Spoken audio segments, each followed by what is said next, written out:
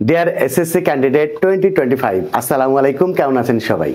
যারা 2024 সালের এসএসসি পরীক্ষায় অংশগ্রহণ করেছিল তারা কিন্তু পার হয়ে গেছে, অর্থাৎ তারা এসএসসি পাশ করে এখন তারা কলেজের দ্বারপ্রান্তে। বাকি আছেন আপনারা নেক্সট 2025 সালে আপনারা অংশগ্রহণ করছেন সেই এসএসসি পরীক্ষার হলে। অনেকেরই ইতিমধ্যেই প্রি টেস্ট পরীক্ষা চলছে, আবার অনেকের শেষ হয়েছে। নেক্সট আপনারা যাবেন এসএসসি পরীক্ষার হলে। এখন কোন প্যারাগ্রাফগুলো পড়বেন? হাজারো শিক্ষকের হাজারো সাজেশন, আপনি ফলো করবেন কোনটা? এই নিয়ে সংশয় রয়েছে অনেকের মধ্যে। তো আজকে আমি এই ভিডিওর মধ্য দিয়ে আপনাদের ইংলিশ ফার্স্ট পেপার এবং ইংলিশ সেকেন্ড পেপারে যে দুটা প্যারাগ্রাফ আসবে, এই দুটো প্যারাগ্রাফ কমন পাওয়ার জন্য মাত্র 10টি প্যারাগ্রাফ আপনাদেরকে দিব। আমি বলবো না যে এই 10টি প্যারাগ্রাফের মধ্যেই আপনাদের 100% কমন পাবেন, কারণ আমি জ্যোতিষী নই। আপনাদের এসএসসি পরীক্ষায় কোন প্যারাগ্রাফ আসবে সেটি কিন্তু আমি নিজেও জানি না। তবে আমার দীর্ঘদিনের অভিজ্ঞতা এবং বোর্ড কোশ্চেন অ্যানালাইসিস করে আমি যতদূর বুঝতে পেরেছি যে এই 10টি প্যারাগ্রাফের মধ্যেই সারা বাংলাদেশের সকল বোর্ড এবং মাদ্রাসা বোর্ডে এই 10টি প্যারাগ্রাফের মধ্য থেকেই আপনারা আশা করছি কমন পাবেন। এবং আপনারা যারা ফ্রি হ্যান্ডে লিখতে পারেন না এবং ভালো মুখস্থও করতে পারেন না, তাদের জন্য আমি এমন একটি ফরম্যাট আজকের এই ভিডিওর মাধ্যমে দিব, যে ফরম্যাট মুখস্থ করে আপনি একটি ফরম্যাট দিয়ে যে কোনো প্যারাগ্রাফ লিখতে পারবেন। তো আপনাদের জন্য প্রথম যে গুরুত্বপূর্ণ প্যারাগ্রাফটি, যেটা পরীক্ষায় আসার সম্ভাবনা কিন্তু খুব বেশি, সেটার নাম হচ্ছে স্কুল ম্যাগাজিন। এই প্যারাগ্রাফটা কিন্তু খুবই গুরুত্বপূর্ণ বাংলাদেশের সকল বোর্ডের, এমনকি মাদ্রাসা বোর্ডেও। এরপরে আপনাদের দ্বিতীয় গুরুত্বপূর্ণ যে প্যারাগ্রাফটি পড়তে হবে সেটার নাম হচ্ছে আর্লি রাইজিং। আর্লি রাইজিং প্যারাগ্রাফটি কিন্তু খুব সহজ একটি প্যারাগ্রাফ এবং এটাও আপনারা পড়ে রাখবেন। এটা আপনাদের দ্বিতীয় গুরুত্বপূর্ণ প্যারাগ্রাফ। এরপরে তৃতীয় গুরুত্বপূর্ণ যে প্যারাগ্রাফটি আপনারা পড়বেন সেটার নাম হচ্ছে রোড অ্যাক্সিডেন্ট। আপনারা জানেন রোড অ্যাক্সিডেন্ট প্যারাগ্রাফটা কিন্তু বারবার পরীক্ষায় আসে এবং সারা বাংলাদেশের প্রায় অনেক বোর্ডেই এই প্যারাগ্রাফটি ইতোমধ্যেই এসেছে এবং ভবিষ্যতেও আসবে, কারণ রোড অ্যাক্সিডেন্টটা বাংলাদেশের জন্য একটি top to the country topic. এরপরে চতুর্থ গুরুত্বপূর্ণ আপনাদের যে প্যারাগ্রাফটি পড়তে হবে সেটার নাম হচ্ছে স্কুল লাইব্রেরি। এই প্যারাগ্রাফটা কিন্তু অত্যন্ত সহজ একটি প্যারাগ্রাফ এবং আপনারা ইতোমধ্যেই এই প্যারাগ্রাফটাও পড়ে রেখেছেন। এরপরে আপনাদের জন্য পঞ্চম গুরুত্বপূর্ণ যে প্যারাগ্রাফটি পড়বেন সেটা হচ্ছে এ উইন্টার মর্নিং। শীতকাল সবারই নিশ্চয় ভালো লাগে, আমারও ভালো লাগে। তো এই উইন্টার মর্নিং প্যারাগ্রাফটি আপনাদের এসএসসি পরীক্ষার জন্য পড়ে রাখতে পারেন।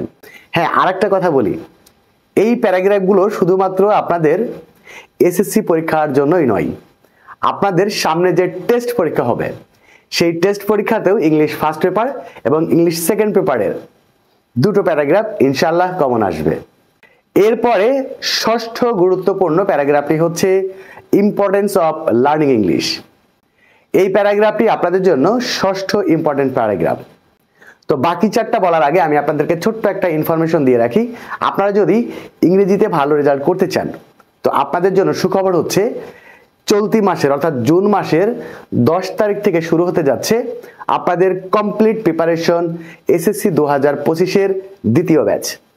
এই ব্যাচের মধ্য দিয়ে আপনাদের ইংলিশ ফার্স্ট পেপার এবং ইংলিশ সেকেন্ড পেপারের টোটাল 200 মার্কের কমপ্লিট প্রিপারেশন হবে এবং প্রত্যেকটি টপিকের একদম বেসিক থেকে লেকচার হবে, বোর্ড কোশ্চেন সলিউশন হবে এবং প্রবলেম সলিউশন হবে এবং ক্লাস হবে গুগল মিটের মাধ্যমে। ক্লাস চলাকালীন সময়ে আপনারা সরাসরি আমার সাথে কথা বলতে পারবেন। আপনার বিভিন্ন সমস্যা নিয়ে আমার সাথে আলাপ করে সেই সমস্যার সমাধান করে নিতে পারবেন। আপনারা যারা এসএসসি 2025-এর এই স্পেশাল ব্যাচে ভর্তি হতে চান, এটা স্পেশাল ব্যাচ হওয়ার পেছনে অনেকগুলো কারণ রয়েছে। তার মধ্যে প্রধান কারণটি হচ্ছে এই ব্যাচে মাত্র 30 জন শিক্ষার্থী ভর্তি হতে পারবে। এই ব্যাচ সংক্রান্ত বিস্তারিত জানতে এবং এই ব্যাচে ভর্তি হতে স্ক্রিনে দেওয়া নাম্বারে হোয়াটসঅ্যাপে অথবা সরাসরি আমার সাথে যোগাযোগ করুন। আমার সাথে কথা বলে আপনার জানার জিজ্ঞাসা সমস্ত ডাউট ক্লিয়ার করে দেন এই ব্যাচে ভর্তি হয়ে যান আপনাদের ইংরেজিতে ভালো রেজাল্টের জন্য। এবারে আসুন আপনাদের জন্য সপ্তম গুরুত্বপূর্ণ প্যারাগ্রাফটি হচ্ছে ট্রি প্লান্টেশন। আপনারা জানেন গাছ আমাদের প্রকৃত বন্ধু, কারণ গাছ আমাদের অক্সিজেন দিয়ে বাঁচিয়ে রাখে। এবং এই প্যারাগ্রাফটি কিন্তু বারবার আসে এবং সম্প্রতিকালে বাংলাদেশে অনেক গাছ কর্তন করা হয়েছে, যার ফলে কিন্তু এবছরে বাংলাদেশের তাপমাত্রা অনেক হাই।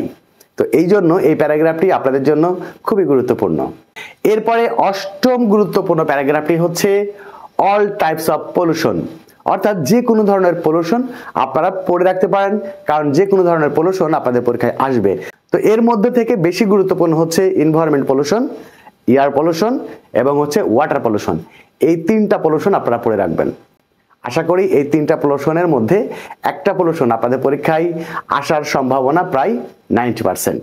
এরপরে নবম গুরুত্বপূর্ণ প্যারাগ্রাফটি যেটি পড়বেন সেটা হচ্ছে the life of a farmer. আপনারা জানেন বাংলাদেশ কৃষি প্রধান দেশ এবং বাংলাদেশের কৃষকের হাত ধরেই বাংলাদেশ এগিয়ে যাচ্ছে, যার কারণে আপনাদের এসএসসি পরীক্ষায় the life of a farmer প্যারাগ্রাফটি আসার সম্ভাবনা 95%।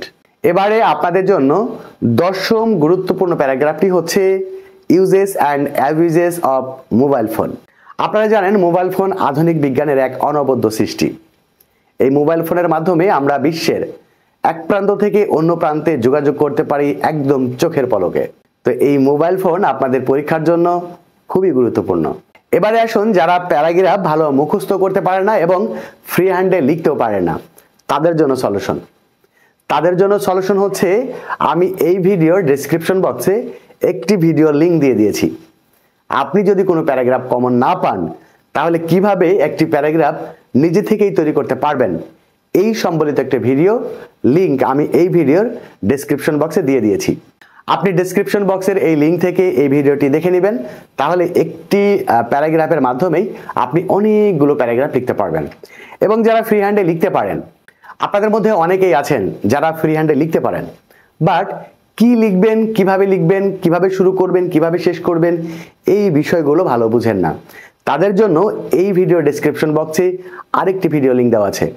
আপনি লিখতেই থাকবেন, আপনার লেখা শেষ হবে না, আপনার আইডিয়া আসতেই থাকবে, লাইনের পর লাইন হতেই থাকবে। 2-3 লাইন লেখার পরে আপনি কি লিখবেন এটা ভেবে পাচ্ছেন না, এই রকম সমস্যা আর থাকবে না। আপনি ভিডিওটি দেখে নেবেন, আপনি বুঝতে পারবেন যে একটা প্যারাগ্রাফ লিখতে গেলে আপনাকে কোন কোন বিষয় মাথায় রাখতে হবে, প্রথমে কি লিখবেন, মাঝখানে কি লিখবেন এবং শেষে কি লিখবেন, এবং কিভাবে আপনি সেন্টেন্স বাড়াবেন, সমস্ত ব্যাপারগুলো ওই ভিডিওর মধ্যে আলোচনা করা আছে। তো যাই হোক, এই ছিল আপনাদের জন্য আজকের এই ভিডিওটি কেমন লাগলো সেটা অবশ্যই কমেন্টস করে জানাবেন এবং পরবর্তী ভিডিও দেখার জন্য অবশ্যই চ্যানেলটিকে সাবস্ক্রাইব করে রাখবেন। আর যারা সাবস্ক্রাইব করেছেন তাদেরকে অসংখ্য ধন্যবাদ। আজকে বিদায় দিচ্ছি, দেখা হবে পরবর্তী ক্লাসে। সেই পর্যন্ত সবাই ভালো থাকবেন এবং সুস্থ থাকবেন। আল্লাহ হাফেজ।